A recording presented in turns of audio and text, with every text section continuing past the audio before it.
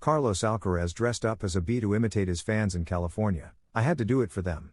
Carlos Alcaraz surprised his fans in Indian Wells with a bee costume with which he paid tribute to what has become a tradition at the Masters 1000 held in California. The Spanish tennis player celebrated his quarterfinal victory against Cameron Norrie, 6-3, 6-4, by dressing in a peculiar way, to the delight of his loyal supporters on the other side of the Atlantic. The reason for Alcaraz's costume dates back 2 years, when the match between the player from Murcia and Alexander Zverev, also in the quarterfinals at Indian Wells, was interrupted for around 2 hours due to a massive invasion of bees on the tournament's main court. The swarm of flying insects put the players' safety at risk because of possible stings, and they were forced to go back to the locker rooms. After a long wait in which the fans stayed to see the players, Alcaraz and Zverev returned to the court, creating a sort of cult moment that, 2 years later, Carlos himself wanted to take part in. It has now become a tradition for a section of the American crowd to attend dressed as bees, something the Spaniard responded to after his victory over Norrie. After the celebration, Alcaraz explained the reason for his outfit: "It was really fun. They helped me a lot, I was looking at them and laughing.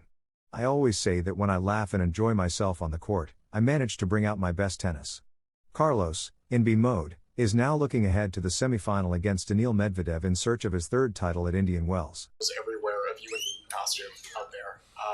You could just talk a little bit about what you think of just the bees now being part of your legend forever at Indian Wells. No, it's just a funny story because here, especially in Indian Wells, what happened. It was the first time that I saw something like this, to be honest, in a tennis court. So after that, it was more in this tournament that a bunch of people coming with a bee costume. So it's funny to see them in the stand supporting with with that costume. And the other day I was with them, at the end of the match a little bit. And today they brought me a bee costume, and they were started to say like where it is. So I had to do it for them. They were cheating like since the first point until the last one. So I was like, all right, I have to do it. But it's fun. It's funny.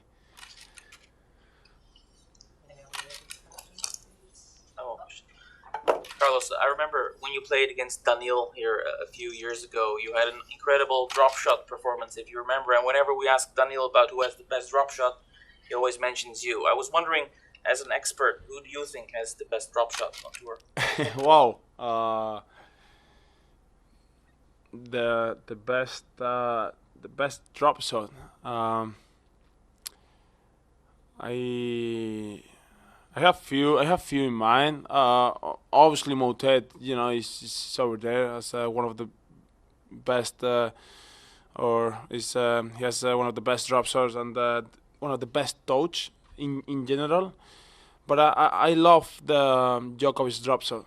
Djokovic's backhand drop shot, I think, is really, it's a really good one. When he does it, it's a really nice one. A part of that, couple of them, probably Dimitrov has a good one, great touch as well. And this is the first place that comes to my mind. So probably a few of them more, but those three, I would choose those three. Hello, Carlos. I saw you juggle, during warm-up before matches. I want to know why are you doing that, and if it's help you, for your focus before a match. Well, honestly, it's because my physio told me to do it. I just obey him. So I don't know if it is helpful or not. But I took it as a routine. Everything went well since I started to do it. So why should I change? So that's I just keep it like that. And if my physio says it is or I need to do it, I'm gonna do it for sure. And when did you start to do it? A couple of years ago. Yeah, a couple of years ago, not for now. Carlos, my colleague said about drop shots. I don't know if you know, but the official dream of Indian Wells, the name is drop shot, and it's tequila with pineapple. I was wondering, you are very good at drop shots. Have you ever tasted the drink? And you like the most the drop shot on court or off court? I haven't tried it, to be honest. I haven't tried it. If when the tournament is finished, probably I will just taste it a little bit and let's see how it tastes. But not yet. So so far I had to choose the drop shot on court. So far. The Spanish tennis player defeated Norrie and is now in the semifinals of Indian Wells. No one can stop him. The physiotherapist on Carlos Alcaraz's team asked him to incorporate juggling into his pre-match routine. The player from Murcia obeyed without asking too many questions. He doesn't know whether it actually helps him in purely physical terms, but since then everything has gone well, and superstitions in professional sport are not to be touched. My physio told me to do it and I followed his advice. I don't know if it helps me or not, but I've adopted it as part of my routine. Everything has gone well since I started doing it, so why change it? I'll keep doing it, and if my physio says I have to do it, I'll definitely do it, he explained in the press conference after his victory against Cameron Norrie. Carlos Alcaraz has been unstoppable at the start of this year. His ability to change his approach, to look for another way out, allows him to stay alive in matches that seem to be slipping away. When the match isn't going your way, having so many options also helps a lot to turn it around or to feel better on the court and keep competing, he added. He was later asked about the best drop shots on the circuit. He mentioned Corentin Moutet, who has a special, almost handcrafted touch with the racket. Then he cited Novak Djokovic, particularly his backhand drop shot, which he described as wonderful. And Grigor Dimitrov, another player with great finesse in his hands. They are the first players that come to mind. There are probably many more, but I would go with those three, he said. A few days earlier, Daniil Medvedev had placed him in that same category, describing him as the best on tour at that shot. Alcaraz responded with a list of colleagues without claiming the position for himself. The reply worked as a polite return. After the match, there was still the question of the plan for the following day.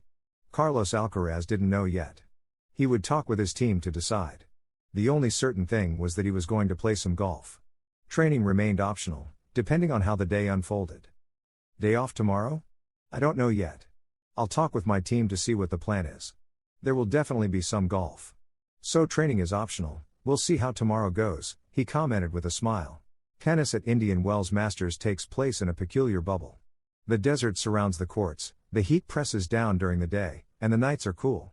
Tournaments of this category function like small temporary cities where players live highly structured routines, training sessions, physiotherapy, planned meals, and carefully monitored rest. Alcaraz mixes all of that with golf and juggling, and with bee costumes if the context calls for it. Flexibility is part of the method. Or perhaps the method is precisely not becoming too rigid, leaving space for the unexpected.